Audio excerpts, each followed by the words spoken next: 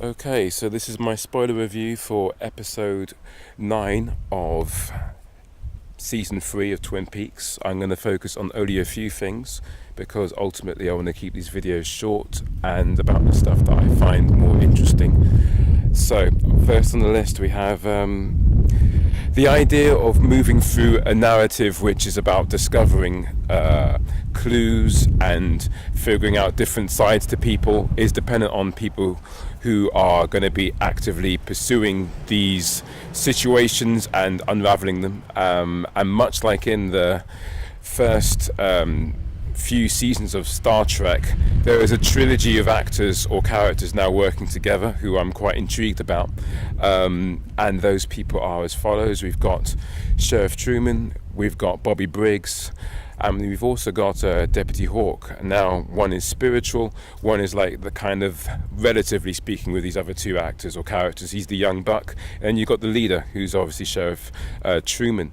They've been brought together not just via the fact that they work in the same sheriff's department, but there's almost a prophetic reasoning behind them being together, in that Briggs, his father, is it Garland? Garland's his first name.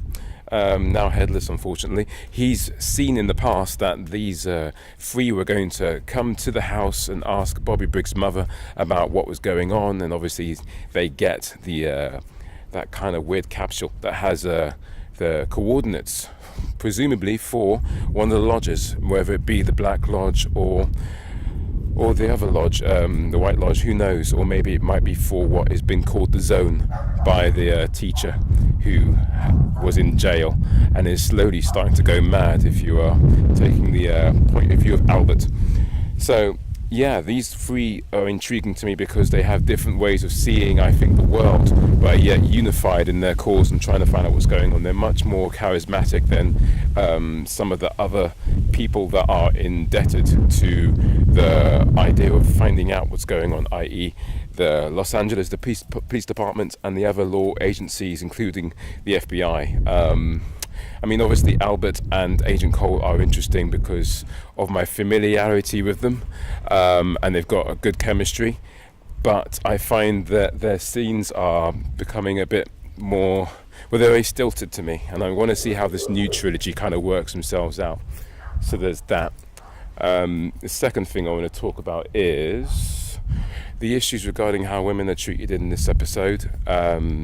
The actress Christabel, who plays the agent, I still don't know her name off the top of my head, and this is probably part of the reason why I have an issue the way she's portrayed, but she's always bringing in coffee to Gordon Cole and just waiting for other things to happen for her to actually have anything to do, which in itself makes her a very subservient character. She did have the task of actually grilling the guy in the jail about which of the pictures was actually Garland Briggs, but I just feel that ultimately I'm just not really being given an insight into her character, and whether or not we'll find out about her much later on, who knows. She's not like seemingly a major character, but it just seems so flat. And then another issue with how women are portrayed again. Lucy, I know, is comic relief, but now she's just picking chairs alongside of Andy, and it's like, come on, give them something more to do. At least make that humour a little bit more funny. But that aside, I don't really have too many other quibbles about this episode. Obviously it's following episode 8, which in itself was quite epic, and I think I said in the other video, if I hadn't, I better put that right now, it's definitely the weirdest thing that I think Lynch has done in such a short space of time in one episode. He really has outdone himself. But yeah, last thing I want to talk about regarding episode 9 is probably the connection between Diane and Bad Cooper. I have no idea if Diane is actually playing Gordon Cole and Albert for idiots by working alongside Bad Cooper for whatever reason, or if she is actually still someone that we can trust and is in some way, if there's some kind of leverage that Bad Cooper has on her. and thus she has to basically report back to him, or indeed receive messages from him. Who knows what it could mean? Like, what was the conversation? There was what was the text?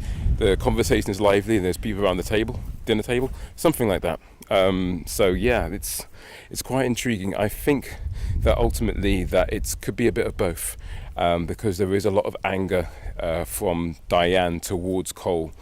Maybe she was in some way indebted to Bad Cooper for maybe something that Cole did to her, or maybe she expected to be defended in some way from a force like Bad Cooper, from Cooper. Maybe she was let down. Who knows? We've already seen in season 2 that Cooper has actually transgressed a moral boundary once, when he was supposed to be protecting the witness to a crime, and that person he actually had an affair with was also the wife of his partner. So Cooper is not completely pure of heart, and maybe in some way that flaw in his character has affected how he and Diane actually interact together. Who knows? There's quite a lot to think about here. But yeah, that's me for now. There are tons of other things to talk about, and you can talk about those in the comments.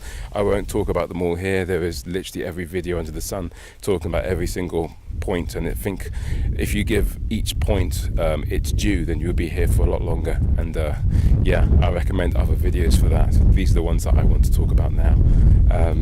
Goodbye. Oh, and check out the description box for a link which takes you to the website that is being run by the teacher who was put in jail. Yeah, there's actually a website for him. Yeah, shit you not, check it out. Bye bye for now.